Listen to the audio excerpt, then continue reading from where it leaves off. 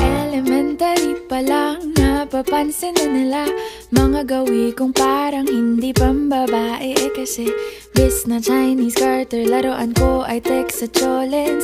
Tapos ko jamming ko lagi noon mga sigang lalaki sa amin. Nung ako'y mag-high school ay napabarkada sa mga bay. Curious na babae na ang hanap din ay babae. Sa halip na makeup kit, bit-bit ko ay gitara. Tapos pormahan ko lagi ay long sleeves na t-shirt at faded na lonta. Pero nung makilala kita, nagbagong bigla ang aking timpla. Natutuwa ko na magpariband at mag-ahit ng kilay at least once a month. Hindi ko alam kung anong meron ka na sa akin ay nagpalambot ng bigla. Sinong mag-aakalang lalaki pala ang bibihag sa tulad kong tigreng gala.